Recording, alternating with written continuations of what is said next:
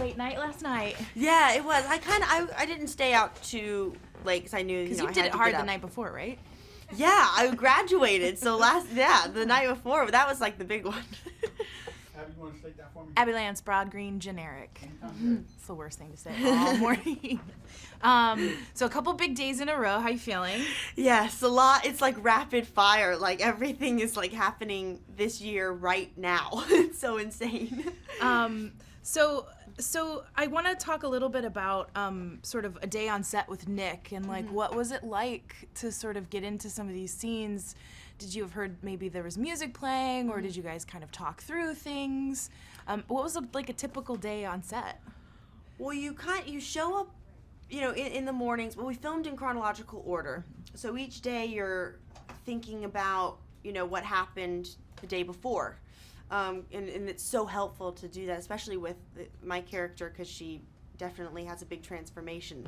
And so in the mornings, you kind of show up and go to rehearsal, and Nick would ask me, well, what do you want to do?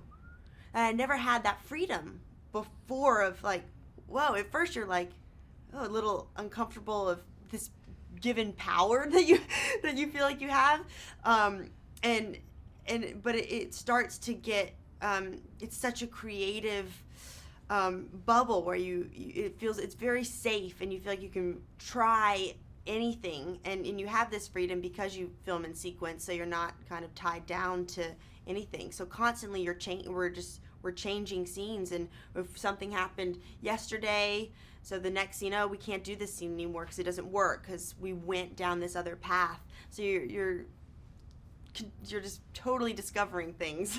And even, in the middle of the movie, Nick changed the ending.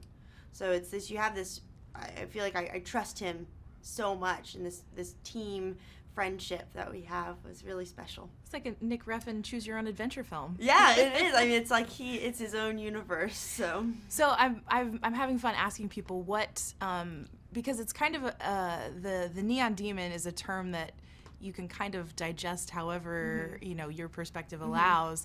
What's the neon demon to you, sort of in context of this story? That's what we were trying to figure out the whole time. No one knew. We were kind of, what is the neon demon? Who is the neon demon? Because it could be anything. I like for people to kind of come up with their own thing. For a while, I thought it was LA, the city. When I read the script, I was like, oh, that's what it was. And then it slowly started turning into, is it you? Is it me? Is it Jesse?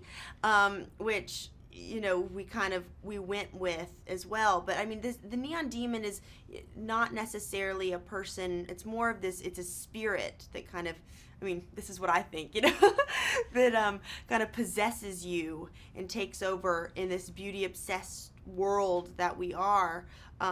So it's jealousy, but it's also so seductive and glamorous and kind of, it's gorgeous, but it's also really kind of really nasty.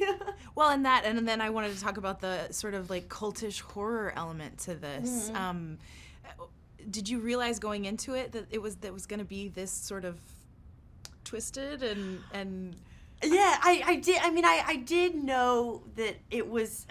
The script, even though the script is very different from the movie that we have. It's the same thing, but because lots of things were changed, and we actually kind of made her more dark, made it a little more twisted because it was fun. Those elements, they are in there. When you're making a movie about beauty, which is also a very taboo subject, and kind of it's a controversial thing. What is beauty? It's very different for everybody. So when you're making a movie about that topic, that it's going to be a little twisted and witchy. That I like. And those are movies that I like to see as well. I like horror films or darker films or kind of that witch-like element to them, a little spooky. So I was excited but you never know exactly how it's going to be, but I was excited how it turned out. So yeah, cool. Thank you, Elle. Thank you.